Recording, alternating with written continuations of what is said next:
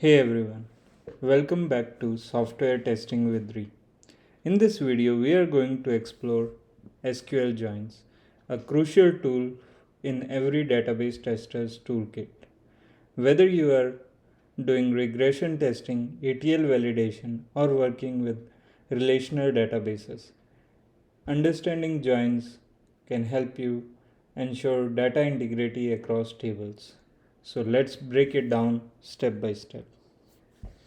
Before jumping into queries, let's talk about why joins matter in database testing.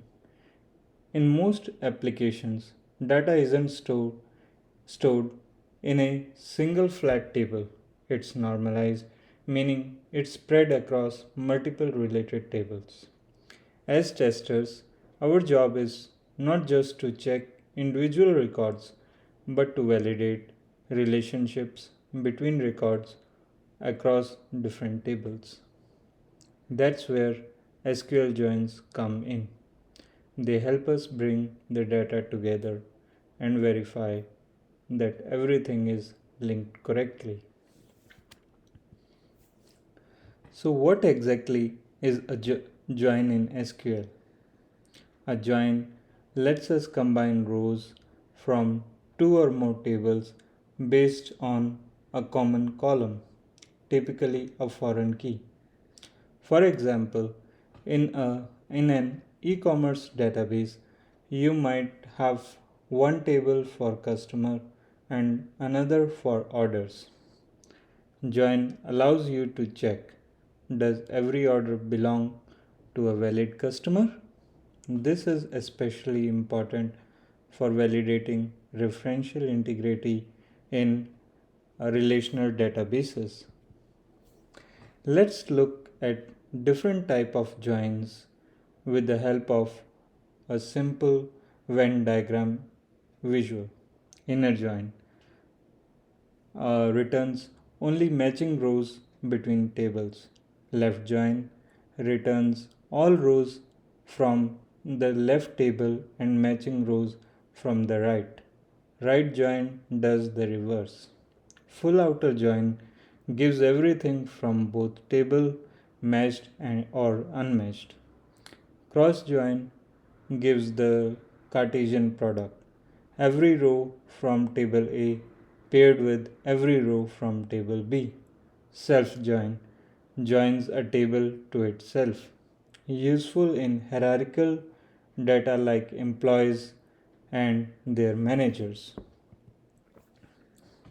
Let's start with inner join, the most common and useful join. Inner join only returns rows where there's a match in both tables. Let's say we want to check all orders and their associated customers. We can use the query select o dot order underscore id comma c dot name from order o inner join customer c on o dot customer underscore id equal to c dot customer underscore id. If there's an order with an invalid or missing customer id, it simply won't appear in the result, helping us spot the issue during testing. Now up in left join, and this is powerful for finding missing data. It gives us all rows from the left table even if there's no match in the right table. Let's say we want to find customers who haven't placed any orders. We can write select c dot name o dot order underscore id from customers c left join orders o on c dot customer underscore id equal to o dot customer underscore id. Here, any row with a null in order underscore id tells us that the customer exists but has not placed an order, a common edge case in testing. Now let's look at right join and full outer join. Right join gives us all rows from the right table and matched rows from the left, essentially the mirror image of left join. Outer join gives us everything matched or not from both tables. It's super useful in ETL testing, especially when comparing old and new data sets or checking data migration.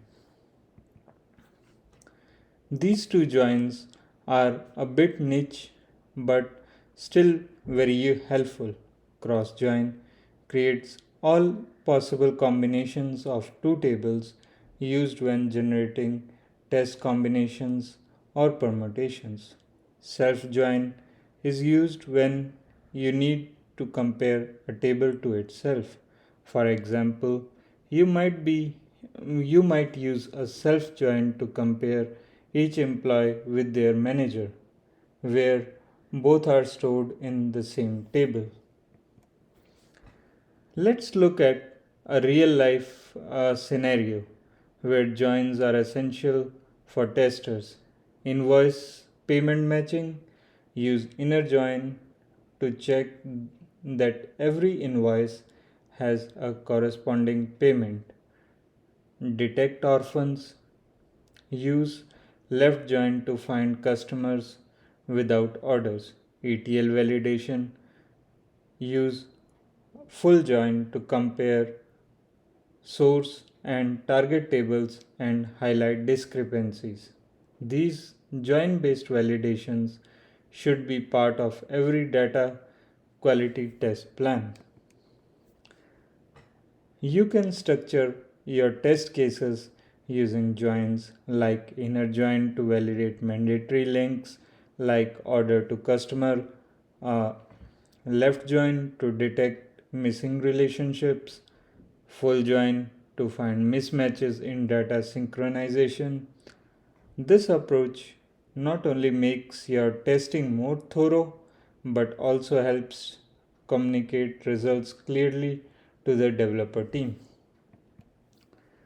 Some of the most common mistakes on joins include forgetting the on clause, which turns the join into a cross join and explodes the data. Joining on the wrong column often gives false results. Not handling nulls properly in outer join, not checking row counts before and after join, which helps spot data loss or duplication. Here are some best practices you can follow as a tester using SQL joins. Always use joins to validate cross table relationships. Use inner joins to strict matches. Use left and full joins to audit and detect data gaps. Include join queries in regression and ETL suites. Joins are your secret weapon for checking data quality. That wraps up our walkthrough of SQL joins for database testing. I hope this helped clarify how to use joins for validation and improve your testing workflow. If you found this video helpful, please like, comment, and subscribe to the channel Software Testing with Ri. I share videos on testing concept, SQL, automation tools, and real world QA strategies. Thanks for watching, and I'll see you in the next one.